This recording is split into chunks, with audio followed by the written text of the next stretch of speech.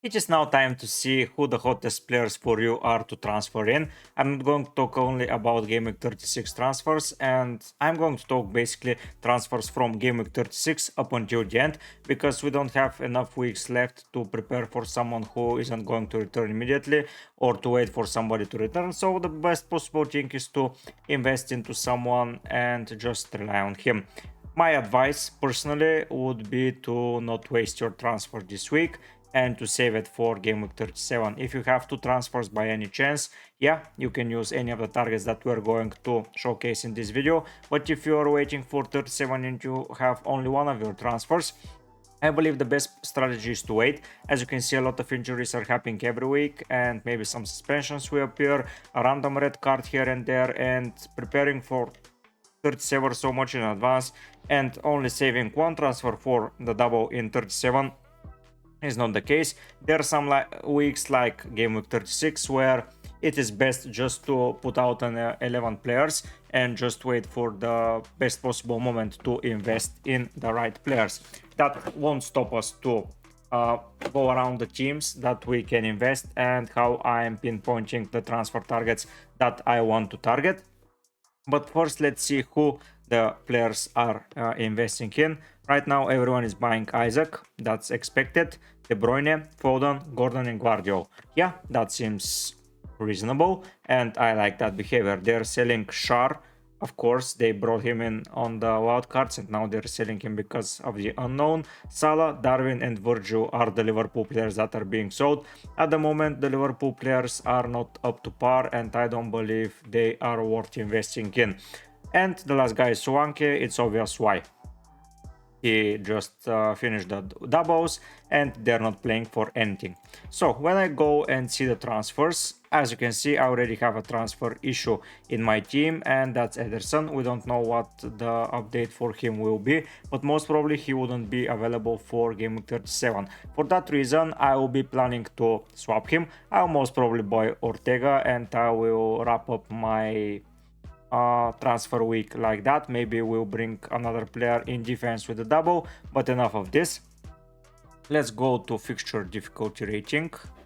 So fixtures, let's duplicate this. Let's go to SofaScore. This is the website that I'm mostly using for reference and for information. We're going to go to the English Premier League and we're going to go at the standings. And now I'm going to explain my picks that I'm going to recommend for you.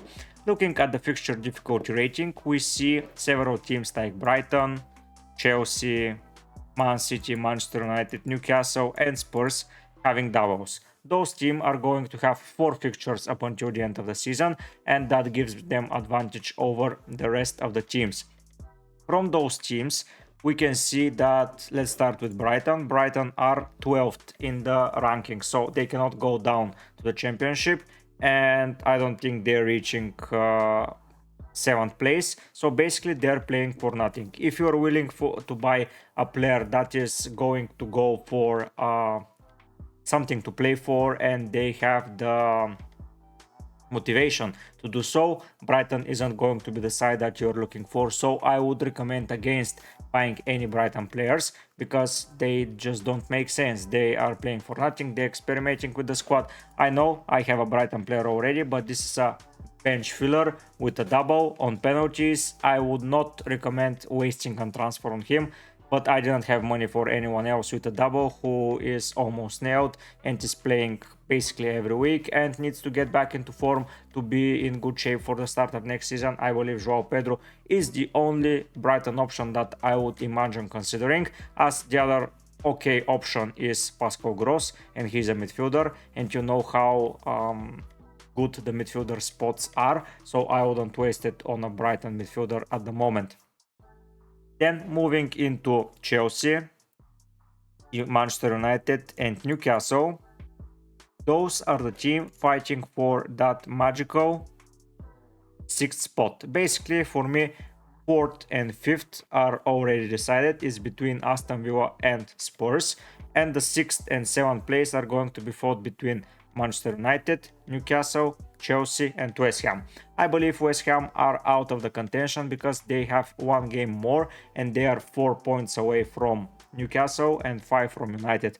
On the other hand, Chelsea are 6 points away from Manchester United, and if they by any chance win at least one of the games, they will be in touching distance of that 6th and 7th spot, so they will fight for it. So I would recommend getting players from those sides, as they are the most probably teams that are going to want to win. Looking at their fixture run, starting with Chelsea, they have 2 home fixtures and 2 away fixtures. In the double, they are playing 2 times away. West Ham have been conceding goals. Bournemouth has been good in recent times, but Forest and Brighton has been conceding left, right and center. So I would recommend going for a Chelsea midfielder right now. The options are limited and they're limited for Cole Palmer. I don't think Madueke is good enough to be a starter in a midfield where we have many good players to target. The other option is Jackson. I would personally steer away from Jackson, as he has been missing a lot of chances. I know that he has been not so far behind the likes of Wood, Cunha, even Darwin is in touching distance, but Wissa, who hasn't been a regular, it's in the same points range. Yeah, Jackson scored a lot of goals against Spurs last time around. I don't know how he has been performing on Thursday, because I'm recording this pretty early in the week, so I don't know how he performed there, but I will not recommend signing him. From the defensive department, the only option that I would look forward to bring in is most probably Petrovic. With Ederson's injury, and if you own, for example, Dubravka or Raya or Vicario or someone else, I believe Petrovic is a good replacement for Ederson if you cannot and you do not want to go for Stefan Ortega. For me, Petrovic and Palmer are the only 2 options that are worth considering for Chelsea, and especially Palmer, not so much Petrovic, but if you want a Chelsea defender for a double up, he is a good option. Then going into the Manchester United fixture run. So Brighton are having a pretty rough patch of fixtures as well. They're facing Aston Villa, Newcastle, Chelsea and Manchester United. So Brighton may decide the top 4 and top 7 battles basically when they decide to show up and get good results. Looking at the Manchester United fixtures, they have 2 home fixtures in the double up, but it's against Arsenal and it's against Newcastle. The away fixtures are going to be tough. London and Brighton fixture, that's not a good thing. They will need to get some points, but they will be shaky in defense in my opinion. Crystal Palace, Arsenal, Newcastle, those teams have been scoring for fun, so it's pretty tricky to select a Manchester United defender. I know I own Maguire, and Tonala is another good option, but with the mistake at the last fixture, especially at home at Old Trafford, I don't think that I would be risking to signing a Manchester United defender, just for the sake of signing someone in a single transfer week. The player that I will be targeting is Bruno Fernandes, of course. He has been great. He got 2 bonus without doing anything. He had a good expected assistance ratio, just the team didn't deliver. Last time he delivered against Sheffield, against Bournemouth, against Liverpool. Basically he has been returning left, right and center, and with the form that he is in and the need of Manchester United results, I believe Bruno Fernandes is a really great option. Another player that I would target if I am going to buy a striker for the double is Rasmus Højlund. I know that he hasn't been pretty clinical up of late, but I believe they will need his form coming into the end of the season and he can be a really good option. And the last and cheap option is Garnacho with only 5 million and some okay returns in the past. He missed several chances against Burnley, he missed several against Sheffield as well, but I believe that he can get the goals, and when they play a team in blue, he is a different breed, joke aside, but yeah, every time he plays against the team in blue, he just turns up and plays even better. So Brighton and Crystal Palace play in blue, so maybe that color just makes him angry. In defense, the wall is another option, but he's too expensive for my liking, so I wouldn't go there.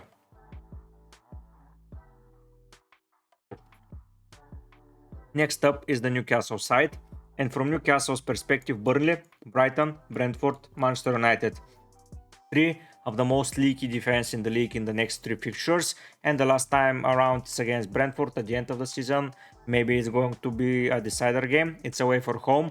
They are making pretty good results at home, but I wouldn't just scratch them off. if I was to make a single transfer this week specifically, I would be bringing a Newcastle player. In my opinion, they have been an amazingly well-oiled machine after Isaac returned basically, and they have been scoring left, right and center. Here I would recommend 3 players. Dan Burn is the first one. With Shar's injury and with the injury issues they have, they won't consider themselves as a reliable defense, but with 4.6 invested in a Newcastle defender, with a Burnley fixture, I believe that's a pretty good reason to go for him. Next up is Isaac, who is now challenging for the Golden Boot with 19 goals. He has only 1 assist, which has been pretty funny, but yeah, he's a goal scoring machine. And after Gameweek 27, basically, he has returned in all by 2 games. Those were away, to be honest, but still, in away game against Chelsea, he scored. And yeah, away fixtures haven't been as good for him as home fixtures for sure. But here against West Ham, he delivered away from home. Against Sheffield, he delivered away, so he has been far better at home, but he has been reasonably good away as well, so I would consider him highly. And the last player here I'm going to recommend is Gordon. Once again, a home game merchant. Most of his returns came from the home games, but at some point when Newcastle were getting a win or something like that, he was involved. You can see that in game week 1 on assist, go, assist, go, and assist, go. Then here is the first game in 22 and they're won and he hasn't contributed. To be honest, in 24 it happened as well. But basically almost every time they are winning, Gordon is somehow involved. So I wouldn't go past him to return against Burnley. And with pretty good team building now up front, I believe that they can cause a lot of problems for Burnley. So if I was aiming for a transfer this week, a Newcastle player would be my target. That leaves us with 2 teams going into the double game week 37 we're discussing. Those are Spurs and Manchester City. Let's quickly discuss Spurs. Spurs are yet to play Chelsea in game week 34, but in 35, but in 36 they face Liverpool, another tough game. It's away from home, so 2 tough away fixtures, and I believe that they're going to struggle defensively, but offensively they can cause damage, especially their man Heung-min Son. Richarlison now returned to the squad, so Heung-min Son can operate on his favorite left wing position and he can exploit the gaps between the right back and the right center back, which have been pretty enormous in the Liverpool's defense. So I wouldn't past him to return a lot of points against Liverpool. We don't know how he performed against Chelsea yet, but I have a feeling that he will do there good as well. Looking at other Spurs players, Vicario is an obvious option, as the goalkeepers department is becoming way thinner. You can invest with a fixture against City, Burnley and Sheffield. It's an okay investment, but in my opinion, the best approach here is to go for a center back or for Pedro Porro. I know that Porro hasn't been good since a while basically. He performed well here, but before that it has been 10 game weeks since he made an impact, which is a lot. That's because he's not right now taking any set pieces. Not any, but most of them are taken by Maddison. So I would recommend investing in Van den Ven, who has been amazing, and investing in Romero. Those 2 defenders have been good. They both scored against Arsenal, to be honest. One was a slight offside, the other was a high press like a madman from Cristian Romero. So if you want to invest in Spurs defense, go for a center back. In my opinion, whoever you pick is going to get you most probably some points. I know that they face Liverpool, so not get them in 36. Prepare that transfer for 37, because in the last 2 game weeks they have 3 fixtures, of which 2 are against Sheffield and Burnley. I know Burnley may need to win the last one to survive. Maybe that's the deal then. Not Burnley. Burnley in 37 may need that to survive, but yeah, I really think that Spurs are going to win the last 2 games, and they can even cause some problems for Manchester City, as they usually do. So I wouldn't sacrifice Spurs defender for anything right now. You can sacrifice one of your other defenders and bring a proper one. Maybe you like Porro, but I believe that the center backs are better options.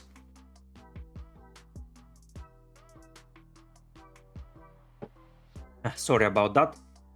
Going into Manchester City team, here we have a lot of things to discuss.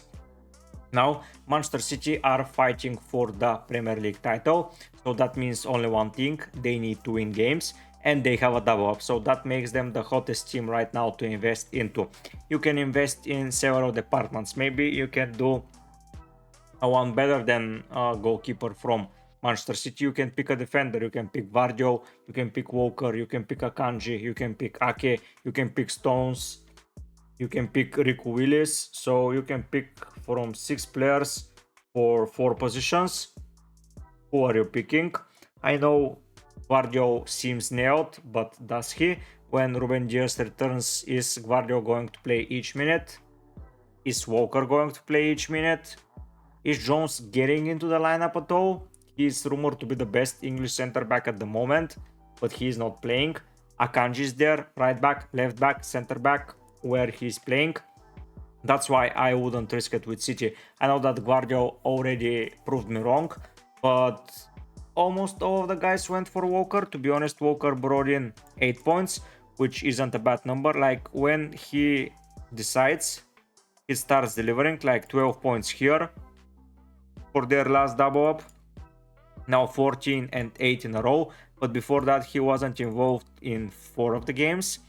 So yeah, I don't know what to think about that, but the thing I know for sure is that Ortega is going to be playing at the end of the season, so I would highly recommend getting Ortega if we have a confirmation that Ederson is out up until the end of the season. If we do not have that confirmation, I would highly recommend pivoting into another Steam goalkeeper and just selecting a defender from Manchester City and just take the risk. But if we have confirmation that Ederson is out and he is not going to return for the double in 37, in my opinion, Ortega is the guy you should be looking for.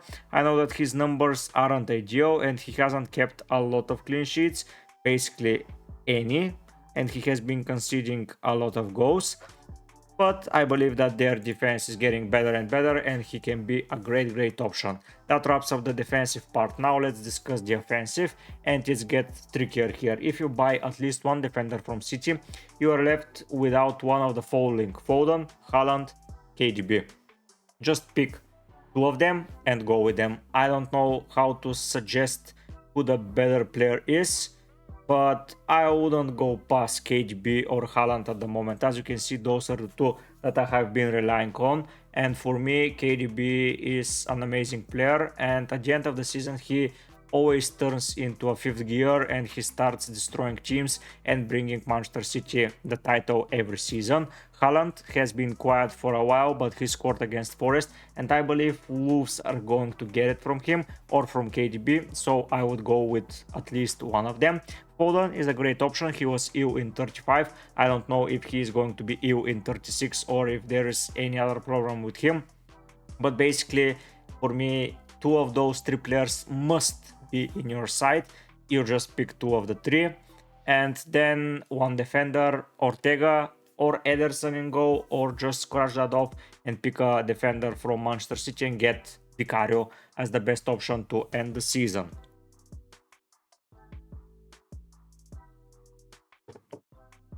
Now going into teams that are not with doubles in 36. As you can see, the title race is led by one team, and that team is called Arsenal. And I believe that with the way they're playing, they're going to keep scoring. They have 2 home fixtures at the end of the season, Bournemouth and Everton, and an away fixture against United, which, to be honest, cannot be considered difficult, but sometimes United turn up and play well. I'm not sure which United will turn up this time around, but I know for sure which Arsenal will turn up, and it will be the good Arsenal. And I would highly recommend owning at least 2 players from Arsenal. I know that they do not have a double, but doubles are not everything in the game, and at that point of the season, the teams that are fighting for something need to do well, and in order to do well, they have to perform. And for me, picking 1 midfielder and 1 defender from Arsenal is a good option. Maybe 2 defenders from Arsenal even is a good option with the way they have been playing and the way they have been keeping clean sheets. I wouldn't go that far. or why I wouldn't go that far. Maybe if you feel like you lack Arsenal players elsewhere, you can go for an extra defender. But for me, a midfielder and a defender are a must. You can pick between Havertz, Odegaard and Saka. I picked Havertz because I do not have the money to go elsewhere, and this turned out great. I picked Gabriel for the same reasons. I was on a wild card. I could have went with White or Saliba, but I felt like Gabriel is a good coverage for that defense, and I believe a goal is incoming his way. So if you're looking for a 37 transfer target, that's going to be bring up this week, apart from Newcastle from the double ups.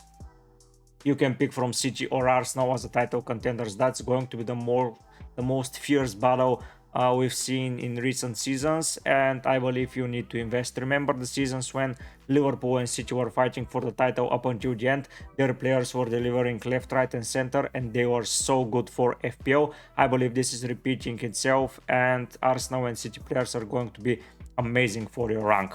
Now we have another battle. It's Aston Villa against Spurs for the top 4, as already mentioned, but here I wouldn't recommend going for an Aston Villa player, apart from maybe Watkins. The reason is that they are playing in Europe still, and they may get some injuries that you are not expecting. They may get some rotation you are not expecting. So yeah, as mentioned, I wouldn't go into Aston Villa's pocket.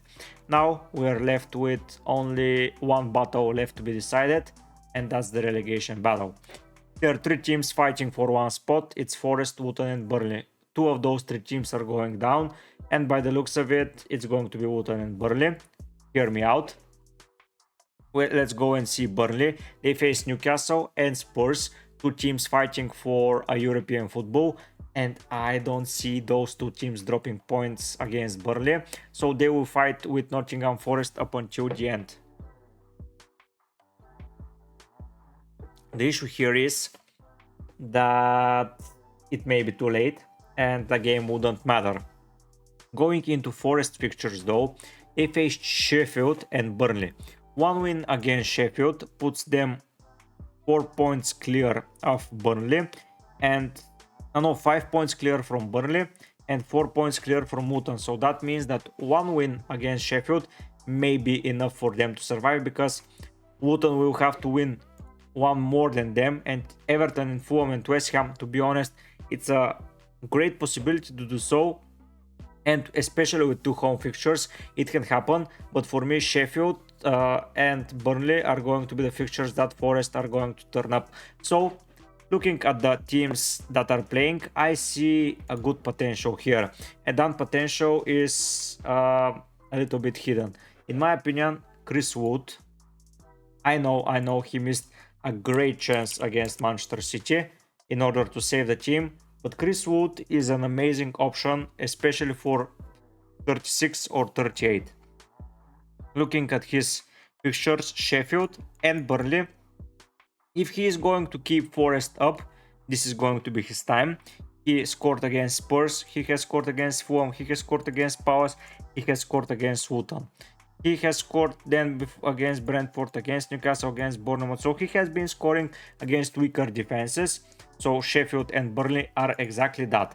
The other player that excites me even more is Carlton Morris. I know that he hasn't been in a particularly good form, but he has just scored against Wolves, and with Everton and Fulham at home, those 2 fixtures are going to be so detrimental for Luton. If they can win both of them, they have a really high chance of surviving.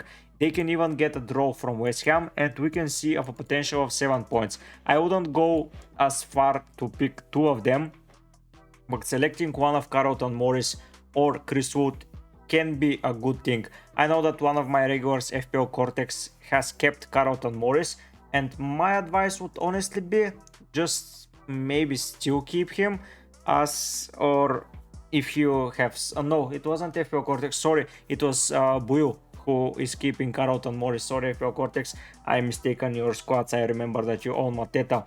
But yeah, Buyu is still keeping Carlton Morris, and maybe that's a good thing in disguise, because he faces Everton, West Ham and Fulham, and this is not a particularly high difficulty run of fixtures, especially with the 3 of them being already survived. I believe that can get some goals and he can get some savings for Wooten, and he can be the saving grace for them. So yeah, if you guys keep Carlton Morris still, don't transfer him out yet. For me, he can be a great option, even to put as a player on the bench or something like that. I believe he is an okay option. So from the relegation battle, I would recommend Wood and Morris. The rest of the players, I don't think they're as consistent or as proven yet in the Premier League, and I don't know who to invest. If you're looking for immediate return, I would go for Arsenal, City or Newcastle players if you want to save the transfer, and I would recommend that if you have set an 11 player squad. That's pretty good. Just keep it and we will use the double in 37. If you want a quick return, for me Arsenal player is the best option right now. I know they did not have doubles in Gameweek 37, but they score a lot of goals, so they can be a really good return ratio from your transfer. But I believe that wraps it up. I hope that I helped you a lot with that video. If I did, you can join the community. We have been growing steadily the whole season, and my streams are becoming way more fun because I'm communicating with more people. My videos are getting the traction and the interaction I believe that we can get, and we can get even better. So if you can support me by sharing me or my videos with your friends or someone who plays FPL, and I can be a help of them, we can grow together, we can have a lot of fun together, and I hope you are having fun because that's pretty interesting topic for me and FPL content as a whole, and I enjoy talking to you people. So if you believe that this has been good and I have been useful, you can support me, you can share me, you can do whatever if you like with my content, and feel free to just spread the knowledge of we having fun, and let's more people have fun. But for now guys, I'll be heading out. Bye.